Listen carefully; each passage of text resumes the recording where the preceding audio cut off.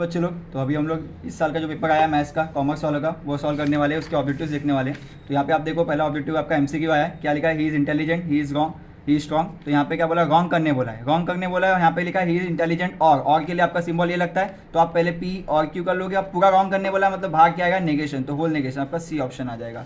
फिर यहाँ पे आपको इंटीग्रेशन निकालने बोला है। अब इसमें देखो ये a प्लस बी है, तो पहले हम लोग इसको a प्लस बी के फॉर्म में सॉल्व कर लेंगे, उसके बाद डिफरेंट अलग अलग करके निकालेंगे इसका इंटीग्रेशन, जो ये आएगा। ठीक है, फिर यहाँ पे आपका है, ये आपका डेफिनेट इंटीग्रेशन का है, तो यहाँ पे प्रॉपर्टी आपको लगेगी, जो प्रॉपर्टी थी आपकी a plus b minus x करके, जिसको हम लोग 2 बार सॉल्व करते हैं, उसका आंसर आने वाला आपका 5/2। फिर है area of region bounded by curve y is equal to x square and the line y is equal to 4 is. तो यहाँ पे आप सॉल्व करोगे, और जब सॉल्व करने का फॉर्मुला लगाओगे तो आपका आंसर आने वाला है 32/3।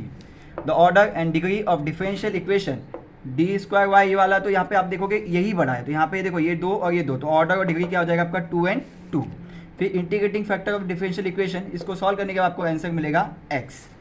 यहाँ पे पूछा आपसे ट्रू और फॉल्स पूछा है, तो ट्रू और फॉल्स में इसका आंसर है आपका 2, इसका आंसर आपका होगा फॉल्स, और इसका आंसर है आपका 2। यहाँ पे आपसे फिल इन द ब्लैंक्स में विदाउट ऑप्शन सॉल्व करने बोला, तो ये क्या आगे दिया, आगे मतलब एवरेज रेवेन्यू दिया है, डिमांड इलास्टिसिटी ऑफ डिमांड दिया हुआ है, और ये आरएम निकालना है, मतलब मार्जिनल रेवेन्यू निकालना है। इसके लिए फॉर्मूला था निकालने के लिए। अब इसका आपको फॉर्मूले में आप इसको सॉल्व करोगे, आपका इजीली आंसर आएगा। जो एक फॉर्मूला था RM is equal to RA 1 - 1 upon elasticity of demand, उसमें आप इसको रख दोगे तो आपका आंसर यहाँ पे आने वाला है इसका 40।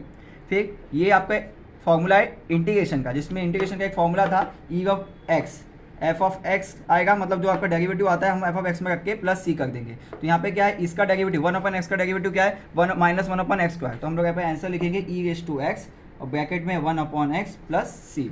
और यहाँ पे इसको हम सॉल्व करेंगे, और जब सॉल्व करने जाएंगे तो इसका उल्टा करना है, यहाँ पे क्या करना है, इंटीग्रेशन निकालना, और इसका इंटीग्रेशन क्या होता है x³ + 5x, और ये -1 मैं c की जगह पे पुट कर दूंगा, तो ये मेरा हो जाएगा इसका आंसर x³ + 5x - 1, ये आपका इसका आंसर है। ये हुआ सेक्शन 1।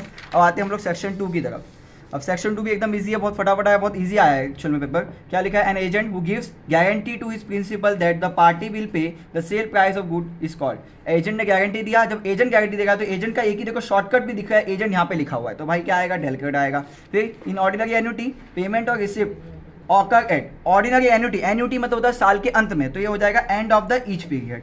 फिर है moving average are useful in identify करने के लिए। मूविंग एवरेज कहाँ आते हैं, हम लोग 4th चैप्टर में यूज करते हैं, कहाँ पर, ट्रेंड लाइन में, तो आएगा ट्रेंड कंपोनेंट।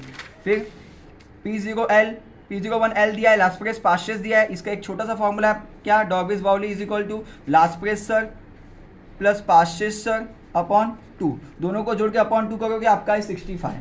ठीक है, फिर objective of an assignment problem is to assign, क्या होगा, number of job to equal number of patient, तो ये हो गया पर्सन हो गया।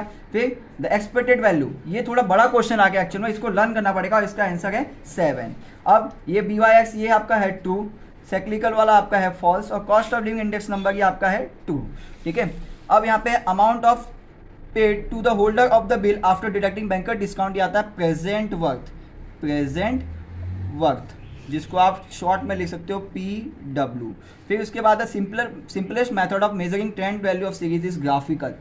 ट्रेंड वैल्यू को एकदम इजीली हम 3 मेथड है हमारे पास, लिस्ट स्क्वायर है, हमारे पास मूविंग एवरेज है, लेकिन ग्राफिकल मेथड बहुत इजी है।